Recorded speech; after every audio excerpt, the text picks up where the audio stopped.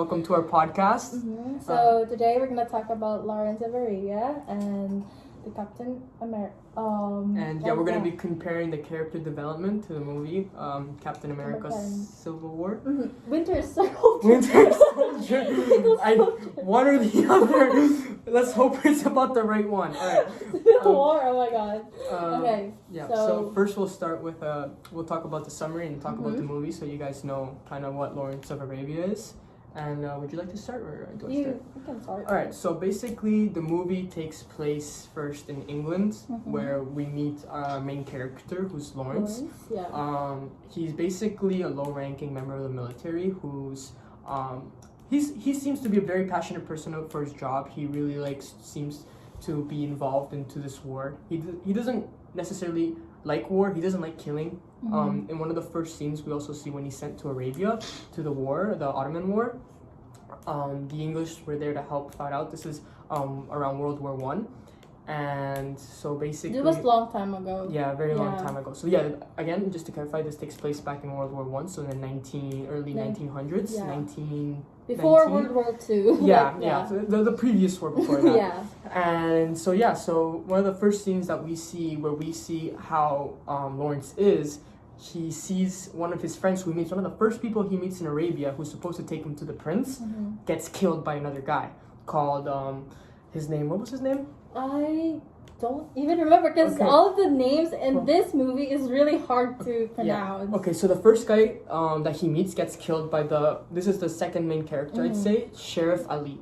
So Sheriff Ali actually is a real person working for the Prince Faisal at the time. Yeah. And basically, we find out that the person Lawrence was first with was actually one of the enemies of the war, and he was just who knows. We don't really know what his intentions were, but we just know that he wasn't the guy that was supposed to take Lawrence to the prince. Now he sees. This is where Lawrence's character started to change. So what's next after that? Yeah, because he's exposed to the killing, right? Yeah, he knows that it's real. Yeah.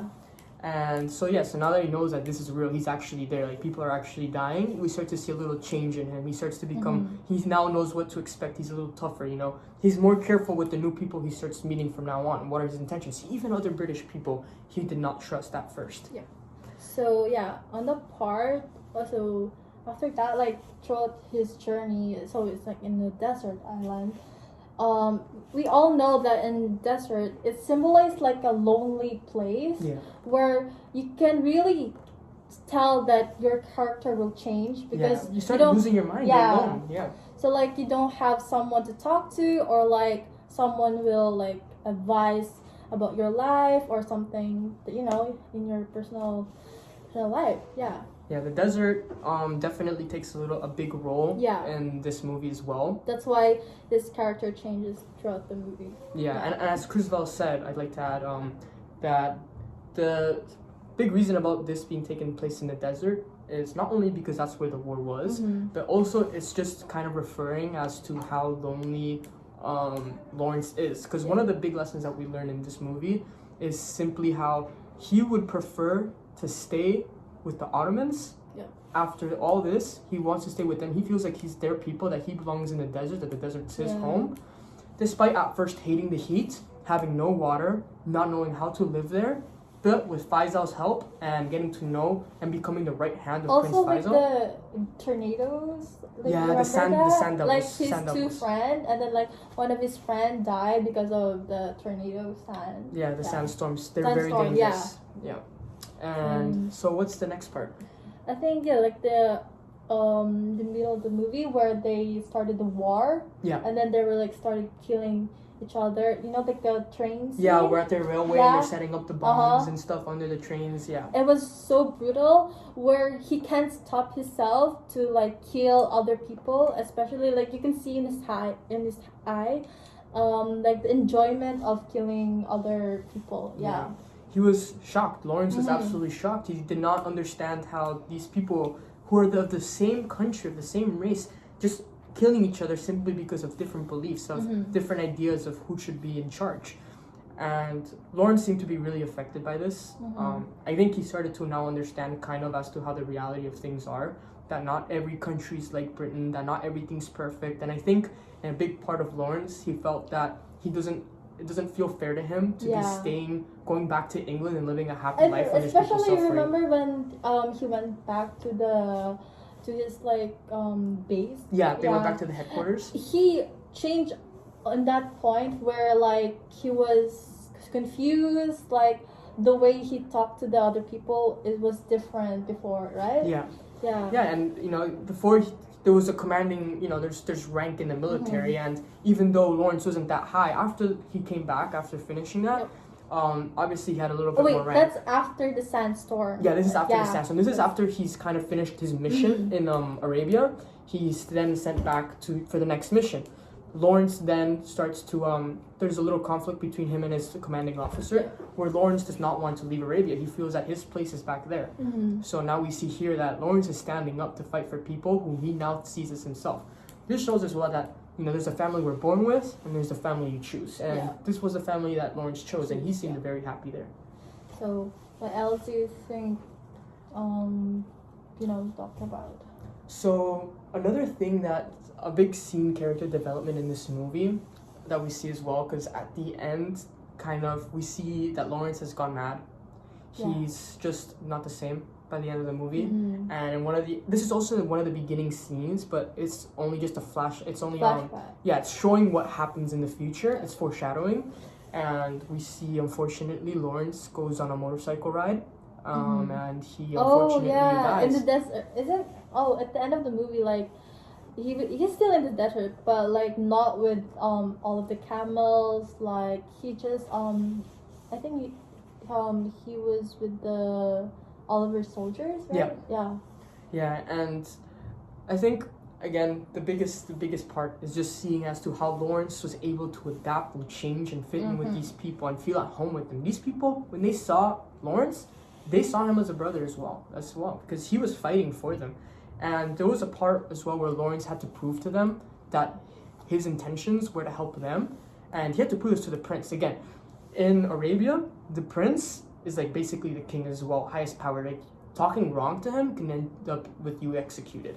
Yeah. And the prince respected him so much that he actually asked Lawrence for his opinion. So that was Prince Faisal, right? Yeah, Prince Faisal. Prince Faisal, yeah. And then do you want to talk about the framing of the camera, like during the way they shoot it? So there's they use plenty of different angles to film this movie. It's a very high budget movie from the 60s. They used most of anything.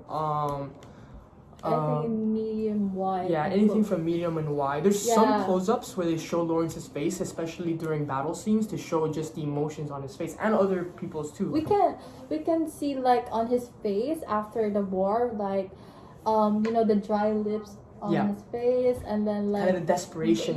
He's gotten skinnier as well. You can see that you can really see, and like the eyes, it's so like scary. You can see. If we were to put this in a line and see just as to how he changed, he starts as a person who has maybe minimum experience in war, maybe a little battle, because he does say he's really professional. Like in the first scene of the movie. Yeah, very professional. Listens. Maybe he's a little jokey guy. Everyone's like, oh, here's Lawrence, but people tend to like him. On the first scene, people hate him. Yeah. But some people hate him. Other people like him. We could see that people were like, oh, he's just a goofy guy, but. Eventually we start to see that he starts to get loyalty, and once he gets loyalty, he started to take things seriously. Like with the prince, there was no joking. But then, as they see him as a professional towards the movie, he lost himself, right? Yep. So he lost himself. So like, what else? Like, what's the point of that? Yeah. Well, he's lost everybody he cares about. At the end of this war, there's no real winner in war. Sure, somebody might kill more than the other team, but who really wins? Everyone's lost people. Everyone's lost resources. There's no real winner in war, and I think Lawrence realized that. I think he realized that everything he's done was in vain. That everyone suffered. He's lost friends for other people's reasons. It wasn't even his cause to fight. Yeah. He was fighting for someone else, and he decided in the end to take his own life in that motorcycle ride. I think it's not for sure, but I think we can say that he killed himself. Yeah. And what else? I think also like for like a war scene, probably they use like wide shot, like you can see like all of the surroundings, all of the people who are in the part of the war, and then again, this is an older movie, so there wasn't too many advanced filming tactics with the but camera. the main point and the main reason why we did this video is to tell everyone that this movie is about character development, like the purpose of it is character development. And so our comparison to this to Captain America is in Captain America. At the same time, you can also what did. Okay, we changed phones, so. Yeah, sorry, we changed phones, so we're gonna edit this part out, hopefully. Okay, so. About the character development of Captain America, and we saw Bucky as well. Yeah. And Bucky's the character we chose because he's the person we've seen change the most. So first, how do we see Bucky in this movie? It was a villain. Like he hates, Captain America. Yeah. He's been brainwashed essentially. He was not in the right state of mind. He was by Hydra, which is the antagonists in this movie and series as well, to Captain America. Bucky's been captured back during World War II. He was brainwashed then by Hydra to fight against S.H.I.E.L.D. and basically anyone that opposes in the way of Hydra. And Captain America runs into him, Bucky, who is his best friend, and he sees him as an evil person. So that's where we first see Bucky. Do you remember for the scene that he almost killed Captain America? Yep. And then Captain America was like, okay, kill me, and then it's me, Bucky, kill me, I'm not gonna kill you. And then the camera focused on his face, but then he didn't really kill Captain America at that time.